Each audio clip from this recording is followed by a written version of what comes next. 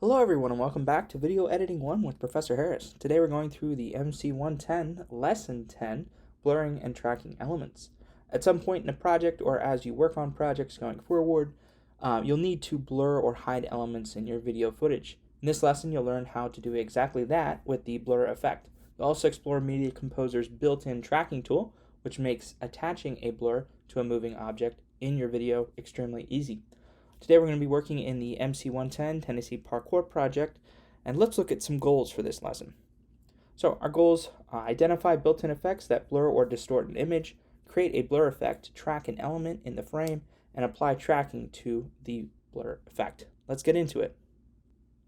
Obscuring elements in video. If you're working on an unscripted program, from news to documentaries to reality TV, you may need to obscure some portion of an image. For example, to address privacy concerns or comply with program policies, you may need to obscure license plates, persons' faces, or brand logos. Regardless of the scenario, blurring is a commonly accepted way to obscure elements, and Media Composer provides several effects that can blur, disguise, or hide elements in an image. This includes blur, mosaic, paint, scratch removal, and spot color. You can find these effects in the Effects Palette Image category. So if we come up here to our Effects Palette, we can tab over to Image, and then here in the Image category, we can find those different effects. Awesome. So once you apply one of these effects, you'll use shapes to isolate the effect to a specific area. This is an important step to actually blurring something out. And then you'll animate the shape to make sure it obscures or disguises that area throughout the video's duration. You can animate the shape with keyframing and tracking. So we know what keyframing is. We've been using that throughout this whole book. But keyframing works well when you're obscuring an element that moves in a consistent or linear fashion. Tracking works best when obscuring an object with complex movements. So if it's moving from like left to right on the screen, up and down, and kind of essentially bouncing around.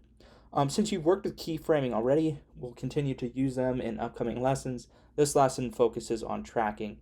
But what is tracking? So tracking lets you match an object's movement automatically. So it's essentially figuring out where it is and then just following it for you, which is awesome.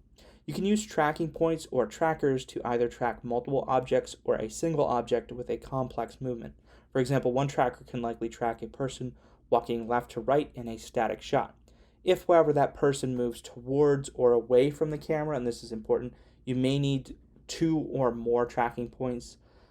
So you're going to need that if people are getting closer or farther away, or if the movement's just more complex than kind of movement across the screen. In Media Composer, you can track up to 8 individual points, which is a decent amount. I've had instances where I needed more, but 8 gets the job done, and you can export that shot, and you can bring it back in, and then you can reuse that same footage and add more if you need to, but it's rare circumstances that you do need to do that. All right, quick note here from Avid. Advanced tracking features are covered in the MC210 Media Composer Professional Editing 2 course, so if you want to learn more about that, you can learn more there. More on standards, policies, and privacies, though, before we get into creating a blur effect. Around the world, standards and practices restrict certain content, including vulgarity, nudity, or offensive gestures, from being broadcast in news or other programming over public airwaves. Corporate policies from broadcast stations or companies producing the program may further restrict the display of certain brands or logos deemed inappropriate, or whose appearance on products has not been paid for through advertising. So if you've ever watched Real Housewives, they use a lot of branded stuff, and they're not getting advertising for that, so they're going to make sure they blur out all those Gucci and what else do they have? Gucci, Louis Vuitton, anyway, you know what I'm saying.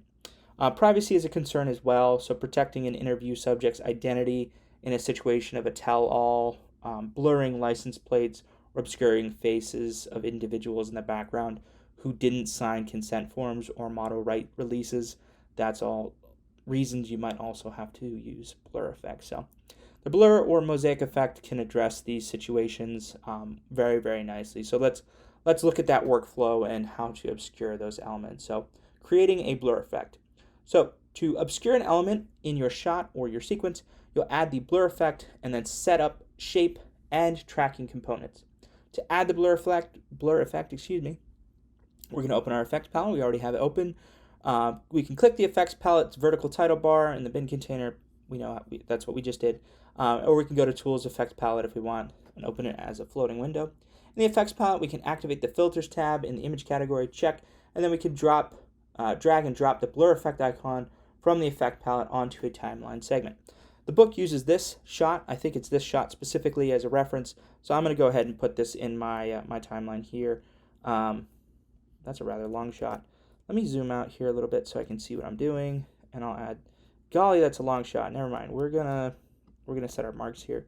How long does this take for him to goof around and do something stupid? So he's essentially jumping over people in the park, whether they're druggies or actors, I don't know. But we're gonna set our in. We're gonna drag it along, and we're gonna set our out. So haha, hee hee, I just did that. But we need to blur these two guys' faces. That's one of the, I think this is in the exercise for this lesson. I believe so. So all right, we'll add this to our timeline now. Let me, why don't I splice it in here? Let me move there, and then I can hit V on my keyboard. That's gonna splice that shot in. So now we have that shot here in the middle. All right, sweet. All right, now we're gonna drag and drop the blur effect icon from this effect palette, blah, blah, blah. We know how to do that. Here's the blur effect, bloop, blop, boom, now it's on there. And then we can enter the effect mode or the effects workspace. Let's enter effect mode by clicking the effect mode button here on our timeline, and we get this nice little window. The lessons, quick note from Avid again, this lesson covers the blur effect. However, you can just as easily use the mosaic effect if you prefer. The steps are the same. So if you're trying to use that, that's a quick note from Avid. Okay, when you first apply the blur effect in a timeline segment, no change occurs. So we can see when I add that, there's no change to the shot in our record monitor. That is because it's a neutral effect, like a time warp. So you'll need to add the shape and then define where the blur appears. Same way with the time warp effect. When we add the time warp effect, we need to add keyframes. We need to tell it what we want to change in that time warp. Okay, in fact, until you draw a shape, the effect editor doesn't even display parameter sliders, so we aren't going to see those parameter sliders until we get that shape in there. So, but how do we draw our shape? How do we go about that? To create a shape, you'll use at least one button called out in here on my screen. Let's identify and explain how these work. So the blur effect tools include, let's move this center so I can see this a little bit better. I'm going to zoom up just a tad for your guys' convenience. So these are the tools here on the side. So number one, we have the select tool to select, move, and resize shapes. Very nice. Number two, we have the Z-rot, to rotate a shape around its Z-axis. Next thing we have is the reshape tool to modify a shape by manipulating its anchor points or adding / subtracting points. So we have that. Number four, we have these two, both of these at the same time. We can see these kind of broken up a little bit, but we have these two, and this is the bring forward and send backward.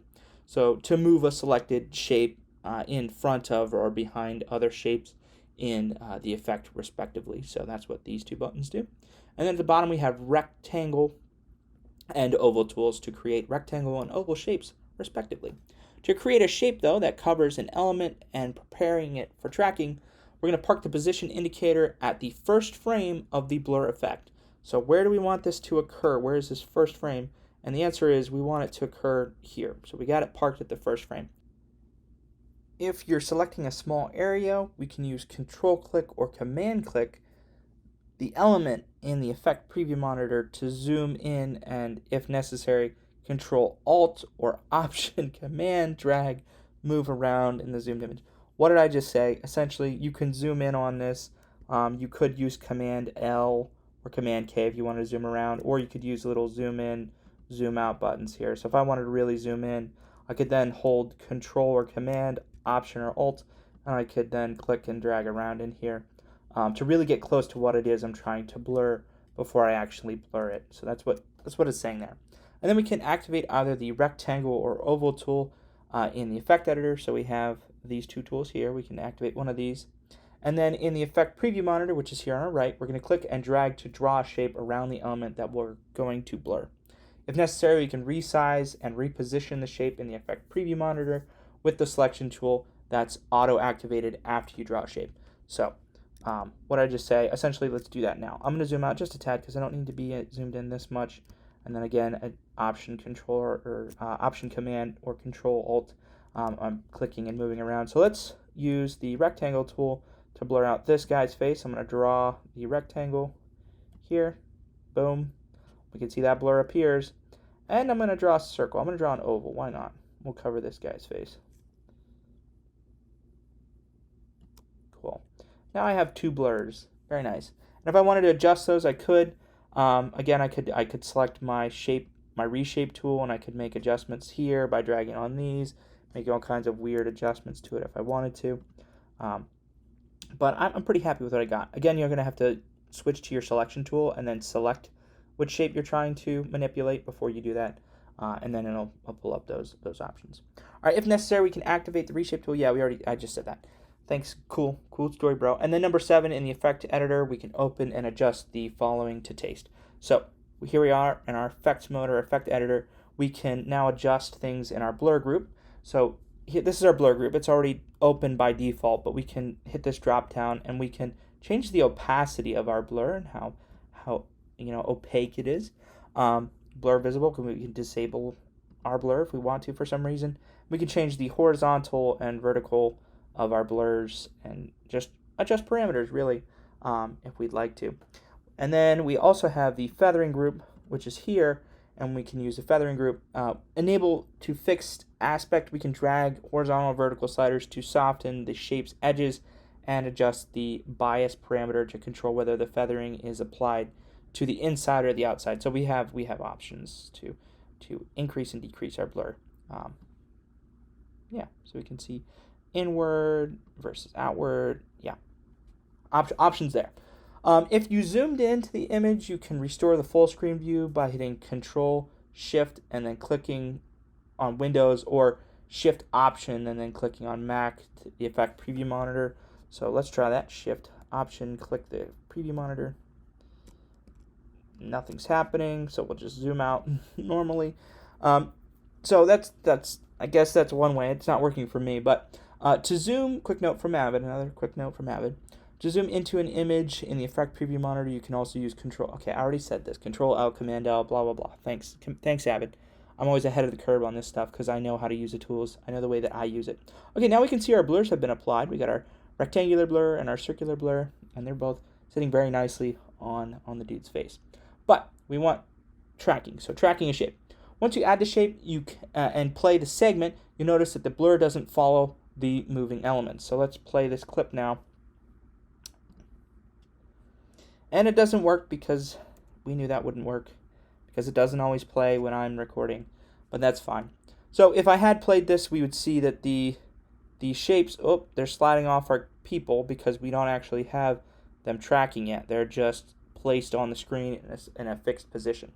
So to open the tracking tool, we can click the tracking tool button in the effect editor, and that is, I don't have my window drug out all the way. Okay, there we go. Now we can see the tracking tool.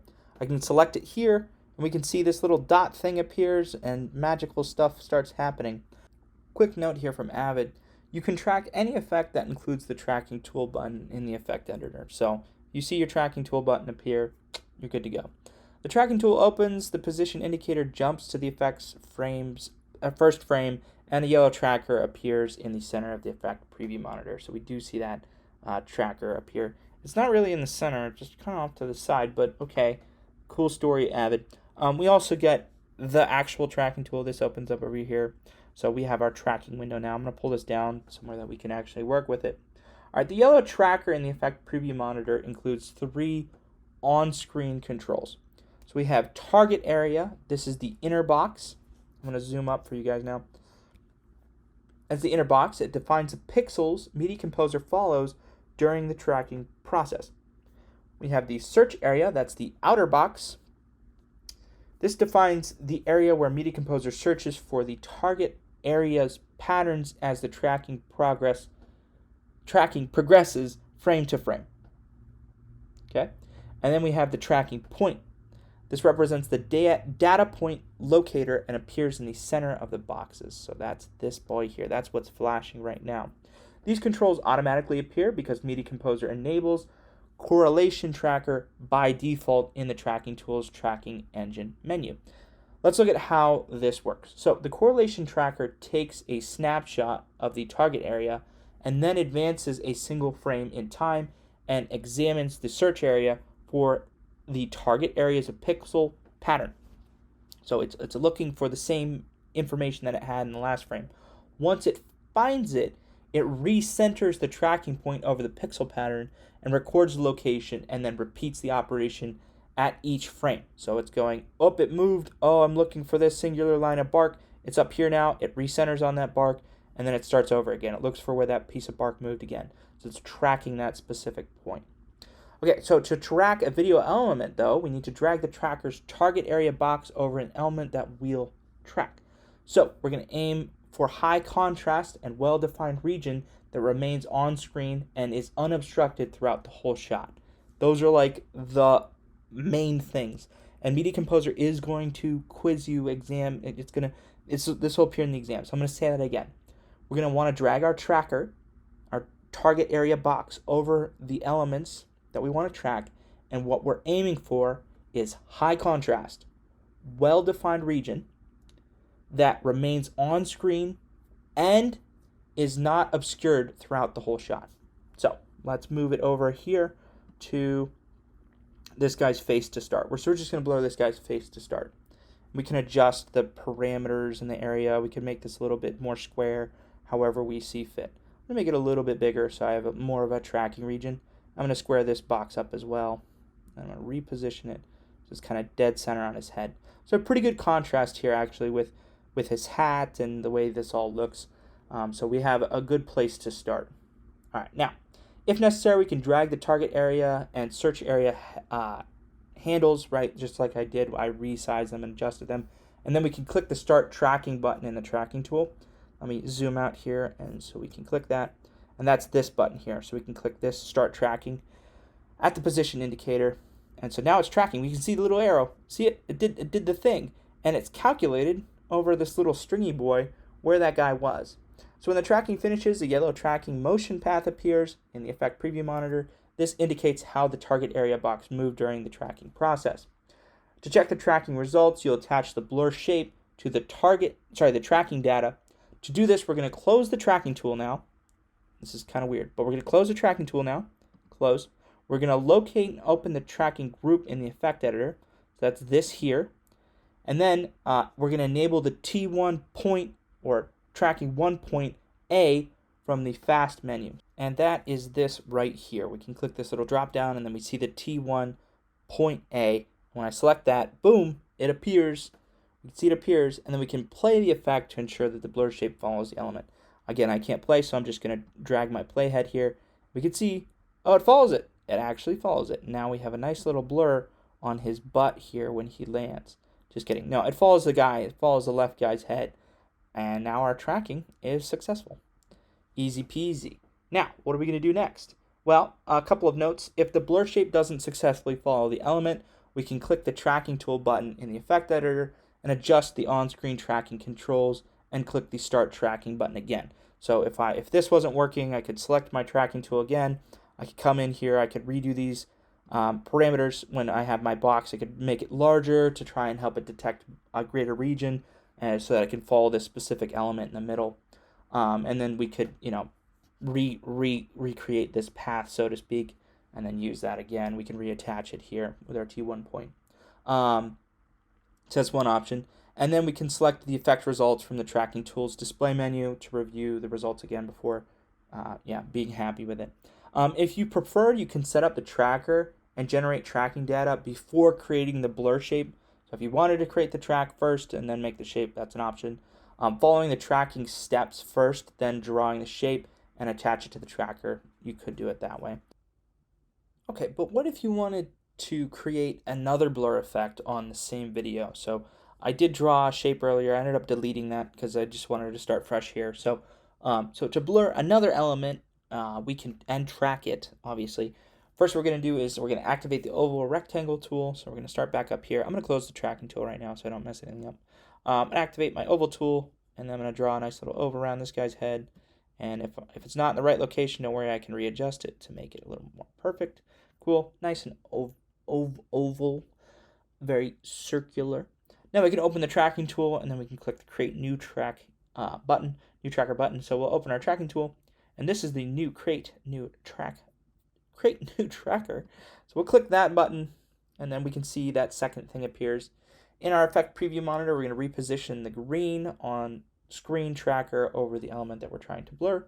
So we're going to move this bad boy. So now he has his very own flashing little green square thing. I'm going to adjust the shape of this so we can get a little bit more space, a little more accurate when it's tracking. So that's very nice. And then we're going to turn off the T1 and then click start tracking in the tracking tool. And that's this little bad boy right here. So we're going to disable this. So now it's disabled, and we can hit the start tracking button, and it's going to track that green position now. Cool. We see our green worm has now appeared. All right, so once tracking ends, we can turn on the T1 tracker and then close the tracking tool. So we're going to turn this back on. This is the enable tracker. So now we have our point A and point B trackers, and I can go ahead and close this. And then we're going to select T2 point B from the tracker group top fast menu in the effect tracker. What did I just say? So we're in the effect mode. We're going to select these bad boys. We're going to make sure that we're selected on T1, and we're going to select T2, and then now we have both selected, and when I play or run through my shot now, both will be tracking, and we can see both shots are covered up. Now it's selected because I have my selection tool on. That's the last thing I selected. I can deselect it by doing that, and that yellow is going to appear. So now we have a nice and lovely square and circle over our sleeping crack addicts in the park. Additional tracking tips now. You might not need to track the actual object that you want to obscure. As long as the object you track moves the same as your target, the tracking data will work. For example, if you want to track someone's face, you can track either their shirt if it provides a more distinctive pattern. With the correlation tracker, you only need one track data point if the camera moves up, down, or side to side. If the camera also rotates or zooms, you can click the Create New Tracker button in the Tracker tool to add a second tracker data point. So we have all kinds of options there. All right, with little practice, creating a blur effect becomes second nature. So you're going to get this down in no time. So I highly recommend you do the exercise 10.1 now to master the steps of that. And with that, actually, we've reached the end of this lesson. So, yeah, not too bad, not too difficult. I hope you guys learned a thing or two. If you did, feel free to like, comment, subscribe. That's for my viewers on YouTube, but to my students, I will see you in class. I'll catch you guys in the next one. Bye-bye.